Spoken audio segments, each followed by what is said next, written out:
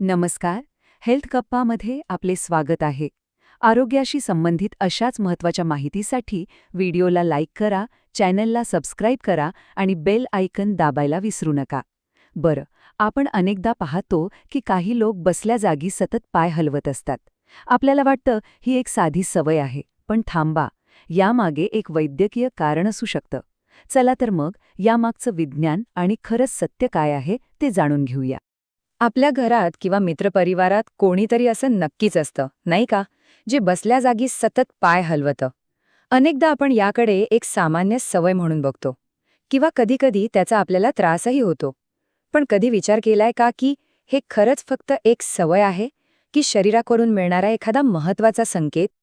आणि आपल्याकडे तर काय, याला थेट अंधश्रद्धेशी जोडलं जातं. अरे पाय हलवू नकोस, घरातली लक्ष्मी निघून जाईल. हे वाक्य तर आपण सगळ्यांनीच लहानपणापासून ऐकलं असेल. पण यामागे खरंच काही शास्त्रीय कारण आहे की ही फक्त एक जुनी समजूत आहे? चला आज याचा छळा लावू. चला तर या सामाजिक दृष्टिकोनातून थोडं बाहेर येऊया आणि आता वैद्यकीय दृष्टिकोनातून पाहूया.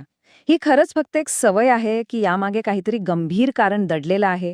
यामागचं विज्ञान नेमकं काय सांगतं ते समजून घेऊया. वैद्यकीय भाषेमध्ये या स्थितीला एक नाव आहे, रेस्टलेस लेग सिंड्रोम, म्हणजेच RLS. आता हा शब्द ऐकून घाबरू नका. ही एक न्यूरोलॉजिकल समस्या आहे. म्हणजे काय, तर याचा संबंध थेट आपल्या मेंदू आणि नसांच्या कामाशी आहे.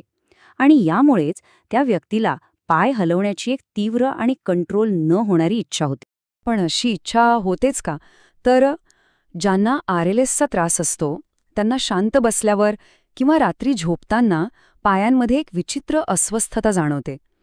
असं वाटतं की जणू काही पायात मुंग्या आल्या आहेत किंवा आतून काहीतरी सळसळतंय. ही भावना खरंच खूप त्रासदायक असू शकते. आणि साहजिकच याच विचित्र अस्वस्थतेपासून सुटका मिळवण्यासाठी शरीर नकळतपणे पाय हलवू लागतं. पाय हलवल्यामुळे मेंदूला तात्पुरता का होईना पण आराम मिळतो आणि तो त्रास कमी झाल्यासारखं वाटतं. आणि मग हे एक असं दुष्टचक्र बनून जातं जे आपल्याला बाहेरून बघताना फक्त एक सवय वाटते.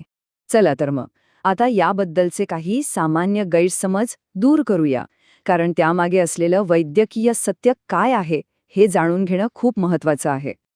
सगळ्यात मोठा गैरसमज म्हणजे ही फक्त एक वाईट सवय आहे.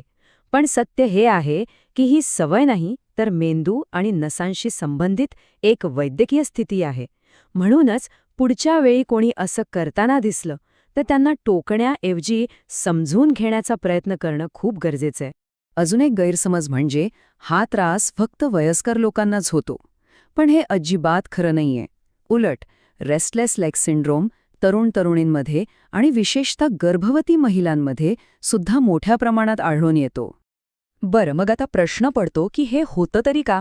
म्हणजे आपल्या शरीरात असं नेमकं काय घडतं ज्यामुळे हा त्रास सुरू होतो? चला बघूया. यामागे मुख्यत्वे 2 कारणं आहेत. एक म्हणजे शरीरात लोहाची म्हणजेच आयर्नची कमतरता आणि दुसरं म्हणजे मेंदूमधल्या डोपामाइन नावाच्या केमिकलची पातळी कमी होणं. आता गंमत अशी आहे की या दोन्हींचं एकमेकांशी थेट संबंध आहे. मेंदूला डोपामिन तयार करण्यासाठी लोहाची गरज असते. त्यामुळे जेव्हा शरीरात लोह कमी होतं तेव्हा डोपामाइनची पातळीही आपोआप खाली येते.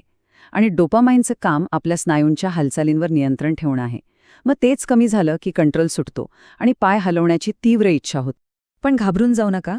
चांगली गोष्ट ही आहे की डॉक्टरांच्या सल्ल्याने आणि काही सोपे घरगुती उपाय करून या लक्षणांवर आपण नियंत्रण मिळवू शकतो. चला काही प्रभावी उपाय पाहूया.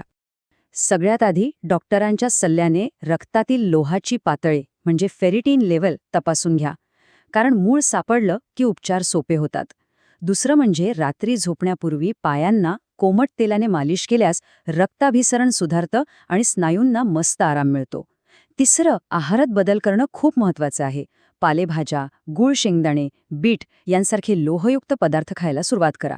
आणि शेवटचा पण महत्त्वाचा उपाय, रात्री चहा किंवा कॉफी पिणं टाळा, कारण त्यातील कॅफीनमुळे हा त्रास आणखी वाढू शकतो.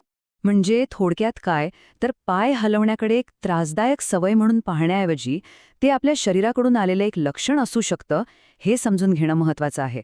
त्यामुळे चिडचिड करण्याऐवजी जागरूक राहून त्यामागचं कारण शोधण्याची गरज आहे. त्यामुळे पुढच्या वेळी जेव्हा कोणी पाय हलवताना दिसेल किंवा स्वतःलाच तसं करावंसं वाटेल तेव्हा एक क्षण थांबा आणि विचार करा आपलं शरीर आपल्याला काहीतरी सांगण्याचा प्रयत्न करतंय, एक महत्वाचा संकेत देते. आपण या संकेताकडे दुर्लक्ष तर करत नाही होत ना?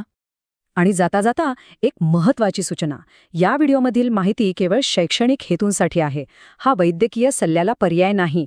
त्यामुळे कोणताही उपाय करण्यापूर्वी आपल्या डॉक्टरांचा सल्ला नक्की घ्या.